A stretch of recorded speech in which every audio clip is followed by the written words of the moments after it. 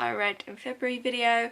I didn't read too much actually. I had a bit of a slump going on, I must say, but I only read one new book, the rest I sort of reread. So I'll jump right in. So the first set of books I read was the Shiver trilogy by Maggie Stiefvater. I just adore these covers, they're so pretty, and then the pages are in the corresponding colours, like the text, it's really pretty. But that's off the point. So this is basically about a girl that at the back of her garden there is a forest and these wolves come, and when she was a child she was pulled out and attacked by these wolves, and one of these wolves managed to save her, and ever since she's had this sort of love for this wolf.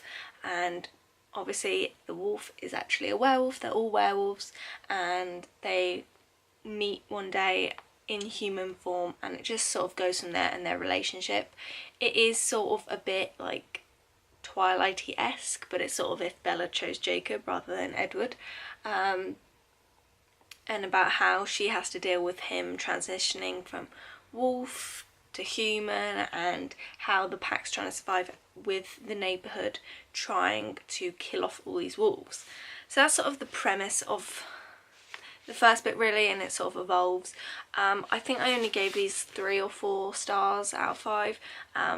I really liked them the first time I read them, probably like 3-ish years ago, but I really just wanted to reread them so I could sort of pass them on.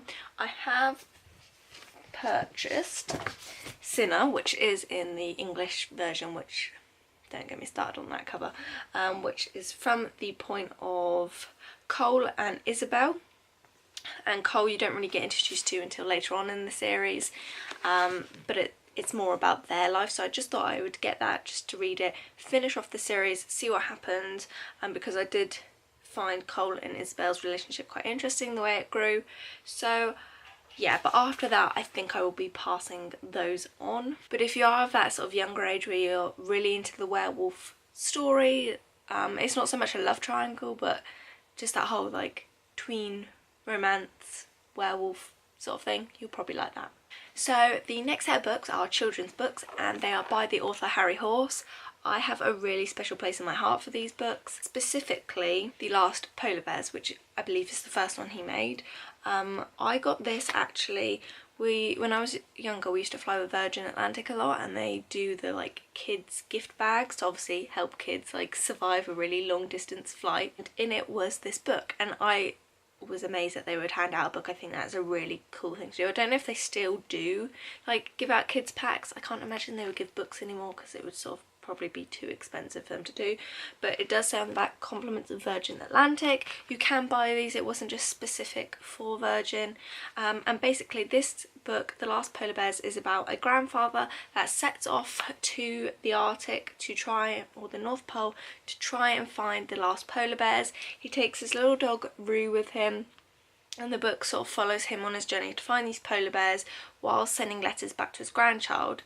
The whole idea is slightly unrealistic, the fact that this like 70-80-year-old man has gone looking for polar bears on his own with his dog, and he's like got no training or anything, and there's no one to help him, and doesn't have any of the official equipment, but I really love this. I used to really love this book, and they also made it into a film which I desperately try and find on YouTube and I can't.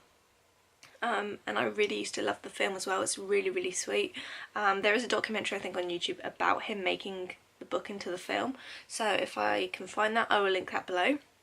So obviously this set off my love for this book, and then when we were in Florida one day, we have sort of these drawers under our TV. One day this book sort of magically appeared. We did used to rent out our villa there for a couple years, so one of the kids probably just left it there, and it is The Last Cowboys. Again, this was given out on a Virgin plane, and this is obviously about cowboys and grandfather and Rue going to the Wild West. I have to say I'm not as keen as these 3 as I am the polar bears one. That sort of is my favourite, but I think if you like that you will definitely like these. They're really quick, easy reads for me anyway. I know for kids it'll be takes slightly longer, but you've got The Last Cowboys, and then I went out and bought The Last Gold Diggers and The Last Castaways. So these all have a really special place in my heart. I've really enjoyed rereading them, and I'll probably keep these for one day when we have children. I think that'd be a really sweet set of books to pass on. And then the final book I will touch on briefly because I want to do a whole book review on this with spoilers and that, but this is going to be a no spoiler sort of review. So that book is The Stranger in My Home by Adele Parks. I really enjoyed this book.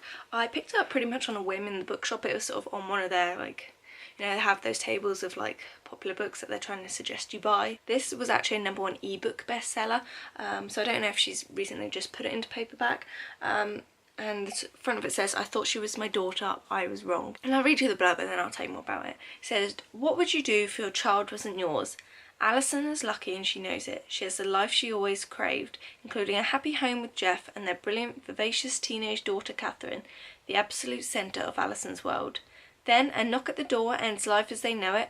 15 years ago, someone else took Alison's baby from the hospital, and now Alison is facing the unthinkable. The daughter she brought home doesn't belong to her." So, they have this whole swimming life, Alison, Jeff and Catherine, and one day this man turns up at their door and says, "I think our children were switched at birth." Obviously they're really taken aback. It's a great shock, and so the book follows these two families. So you've got Catherine, Jeff and Alison, and then you've got Tom, who's the dad that turned up at their door, and he has 3 kids called Callum, Amy and Olivia. So Olivia and Catherine are the 2 that were swapped at birth, and the way they actually found out about this was the mother, who had passed away, so Tom's wife, she had ovarian cancer and it was hereditary. So obviously the kids got the test to see if they had the genes that mean they would potentially get it, and when the results came back they obviously found out that Olivia wasn't theirs, and that's how they managed to find each other, and this whole sort of secret was brought to life. It's a really interesting concept. The fact as well that the mother of one family has passed on, and he's a single father trying to raise these 3 kids. It's a really good plot line and I was really drawn to it. I definitely felt that I was gripped into it, and I was finding myself like throughout the day thinking, oh, I can't wait to get home and finish reading that book. It is quite a hefty book, but it took me a couple of days to get through. I will say, so it's not sort of spoiler related, is everything is not what it seems. Obviously reading the whole book I know what happens, so I'm trying not to I'm choosing my words carefully. But I found it really interesting to see how all of the characters in this book, they had different relationships with each other and how they were coming to terms with the fact that, like, Catherine, she may have this gene, and the fact that Catherine and Olivia have this whole other family they never knew about, how Catherine now has new siblings. It was interesting to see how these characters came to terms with this new development in their life, and also the relationship between Alison and Tom, how they got on and how their relationship grew. But yeah, I finished this yesterday, which was March the 1st, but I thought I would include it because obviously I read most of it in February and I just really love this book. I finished probably like the last 150 pages last night and I was so gripped. I was like, no one talk to me. Like, I'm finishing this. So I would highly recommend this book. I gave it 5 out of 5 stars. Really enjoyed it. So those are the books that I read this month. Not a ton.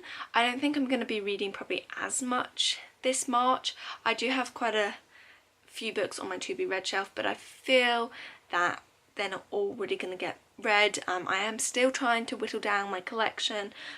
Hence why I'm probably going to get rid of those Shiver books. But yeah, let me know what you read this month. If you've read The Stranger in My Home, leave me a comment down below. Try and make it spoiler free for those that haven't seen it, and I will also be doing a book review on this, which if I've already uploaded I will link down below.